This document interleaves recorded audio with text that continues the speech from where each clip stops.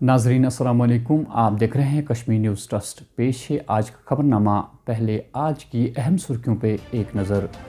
श्रीनगर के नट्टीपुरा इलाके में पीडीपी के हाजी परवेज़ के ज़ाती महाफिज पर नामालूम बंदूक बरदारों का हमला। कांस्टेबल ज़ख्मों की ताब में लाकर हस्पताल में दम तोड़ बैठा। पीडीपी के हाजी परवेज़ के महाफिज पर हमला इलेक्शन में रखना डालना मकसद था। डायरेक्टर जनरल पुलिस का बयान। मरहूम जमीयत अहले हदीस कत्ल केस में मुलविस अफराद की अदालत का बेकसूर ठहराना सरासर नाइंसाफ़ी है। मरहूम के लवाहकीन का प्रेस कॉलोनी में बयान। पार्लियामेंट में किसान मुखालिफ कानून को वापस लिया जाए। जम्मू कश्मीर किसान तहरीक का प्रेस कॉलोनी में एहतजाज। लेते हैं एक छोटा सा ब्रेक के बाद होते हैं फिर हाजिर खिदमत। Rakib Sir's Excellence Paripura Srinagar announces coaching for 8th, 9th, 10th all subjects, 11th, 12th Arts and Commerce. Also entrance coaching for LLB, AMU, DU, JMI, KU, CU and more. For admissions visit Rakib Sir's Excellence Paripura Srinagar. Call on 9622 888 333 9469 888 333.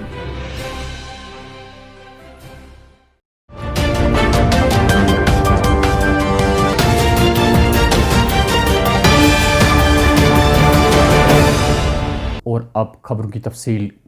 आज नट्टीपुरा श्रीनगर में PDP के senior leader हाजी परवेज़ का एक ज़ाती महाफिज नामालूम बंदूक बरदारों के हमले में हलाक हुआ।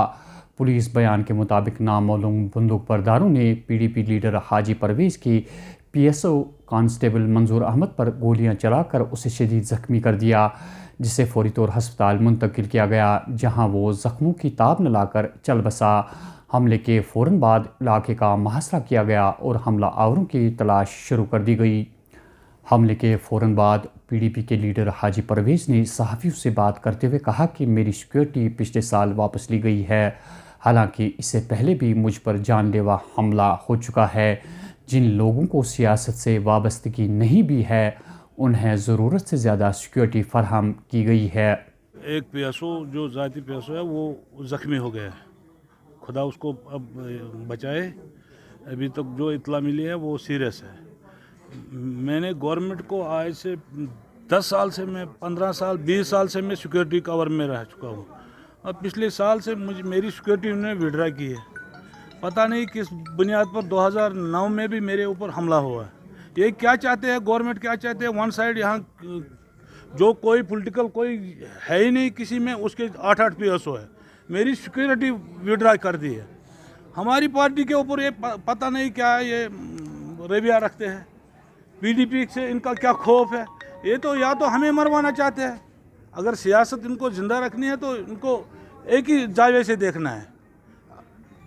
अगर आप अमीरा कदल में देखोगे, अमीरा कदल में मैंने 99 से यहाँ सियासत शुरू कर दी, पीडीपी जब से बनी है, और मेरा कसूर एक ही है कि मैंने पार्टी बदली नहीं है। अगर यही कसूर है, इसी वास्ते इन्होंने सिक्योरिटी मेरी विड्रा की है, तो फिर करे और क्या करेंगे। अभी आधा घंटे पहले मेरे ऊपर हमला करना चाहते थे, मेरे बच्चे यहाँ थे। अगर मेरा दूसरा पीएसओ अंदर से नहीं निकलता, उसने फायर किया तो वो भाग गए वापस। दूसरा पीएसओ जो बाहर था उसके ऊपर फायर हो गया। तो कितने आदमी थे वो जिन्होंने यहाँ पर फायरिंग की? दो बंदे हमने देखे। पता नहीं, अभी लोगों ने देखे होंगे बाहर। लोगों ने मेरे एक पीएसओ जो जख्मी हो गया उसको लोगों ने हॉस्पिटल लिया। अभी उसकी कंडीशन कैसी है? अभी तक जो सुनना है वो सीरियस है। मंजूर अहमद कांस्टेबल को खराज अकीदत पेश करने के बाद director general police Dilbag Singh ने महबूबा मुफ्ती के इस बयान की तरदीद की है, जिसमें पीडीपी की सदर महबूबा मुफ्ती ने कहा था कि उनकी पार्टी के लीडरों की सिक्योरिटी वापस ली गई है। दिलबाग सिंह का मज़ीद कहना था कि हमने पहले ही हाजी परवेज़ से कहा था कि वो अपनी सुकूनत तब्दील करे, एक के बजाय हमने उन्हें 2 महाफिज दिए थे। इसरार करने के बावजूद भी उन्होंने अपनी सुकूनत तब्दील नहीं की। डायरेक्टर जनरल पुलिस का मज़ीद कहना था कि बंदूक बरदारों का यह हमला महज इलेक्शन में रखना पैदा करने के लिए था। अनकरीबी हाजी परवेज़ के महाफिज के कत्ल में मुलविस कातिलों को गिरफ्तार किया जाएगा। You must understand that we are going through a very important exercise throughout the state, and that exercise is an exercise in democracy at the grassroots level. enthusiasm of the people with which they are coming out and participating in the elections is commendable. And very elaborate security arrangements have been made along the polling routes, polling stations and the polling places. But despite best of your arrangements that you make, you cannot put 100% curfew or civil curfew where people are not allowed to move. People have to go. It's a big exercise, as I said. Movement has to be ensured. So among a very large-scale movement of the people, you have a hidden movement of an odd anti-national element coming to city or coming to some other place. Yesterday only you have had an incident in Poonch where Lashkar-e-Toba group of terrorists was sent from Pakistan and they tried to come over to Shopian. They could not because of the heavy snowfall. And a police party along with army tracked them down after 3 days, carried out an operation wherein they were asked to surrender so that we could show to the entire world that that is how Pakistan is indulging in the affairs of India and particularly Jammu and Kashmir. But unfortunately, they did not surrender. Firefight started and in the firefight they got neutralized. But we have got enough evidence with us incriminating Pakistan in not only training people, sending terrorist outfits to this side of India to disturb the ongoing process. This incident also is part of the same design, part of the same conspiracy. We would bring the persons accused in this case to book very soon. Sir, who are the people behind this attack? And then the PDP worker has also alleged that the J&K police has cut down his security. Even the Miss Mufti has come out with a tweet alleging that those allegations are baseless. 2 PSOs were with him. 1 PSO is still there. Even bigger amount of PSOs. In case of Wasim Bari, there were 10 PSOs. But an incident took place. So an incident, there is a possibility of, despite the PSOs being there is a possibility that fellow was advised to leave that area because that's a thickly, densely populated area. There's a written record with the police station. He was asked to shift to some safer location. That is not a better location, good location to stay for a protected person. He did not heed to the advice. He was in fact decategorized when he did not go by the security precautions. He regularly violates security precautions. So he was decategorized, security was withdrawn. But again on the reassessment, security was provided to him. He was an X2 category entitled to 1 PSO. He was given 2 PSOs. So all those allegations are baseless. So who are the people behind this attack? Motive, as I said already, motive is to disturb the ongoing process of electioneering, which is a very, very big event and people are very enthusiastically participating in that. And this is also an attempt to disturb the peaceful environment that we have brought in with the cooperation of the people and hard work of the security forces and police.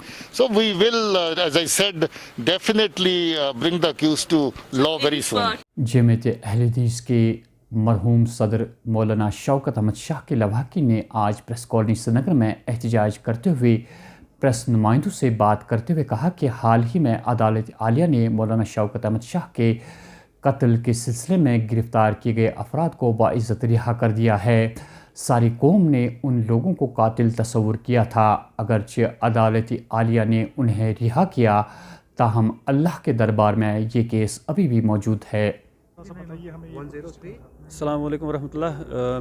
मेरा नाम मोहम्मद शुएब शाह है। मैं शहीद इत्तेहाद मिल्लत मौलाना शौकत अहमद शाह जो जमीयत अहले हदीस जम्मू कश्मीर के सदर हैं, जिनको शहीद किया गया मासूमा की मस्जिद के पास, वो मेरे वालिद साहब हैं।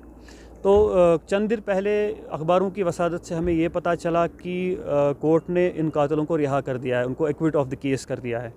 तो हम आज कोई प्रोटेस्ट दर्ज करने नहीं आए हैं, अलबत्ता हम अपनी कौम को ये आगाह कराना चाहते हैं कि ये जो कातिल रिहा किए गए, इस तरह से न्यूज़ प्रेजेंट की गई है कि ऐसा लगता है कि शायद वो कातिल नहीं है। लेकिन मैं कौम को याद दिलाना चाहता हूँ कि जिस दिन मेरे वालिद साहब शहीद हुए, एक कल्चर बन चुका था कश्मीर में, the culture of unknown gunman killing होती थी और किसी को न बाज पुरसिश होती थी और न किसी को जस्टिस मिलता था। लेकिन इस कौम ने पहली बार एकजुट होकर, यूनिटी दिखाकर, अनप्रेसिडेंटेड तरीके से क्या किया कि उन्होंने, इस कौम ने ऑल पार्टीज़ इन्वेस्टिगेटिव कमेटी बनाई ताकि इस قتل کے کیس کو انویسٹیگیٹ کیا جا سکے.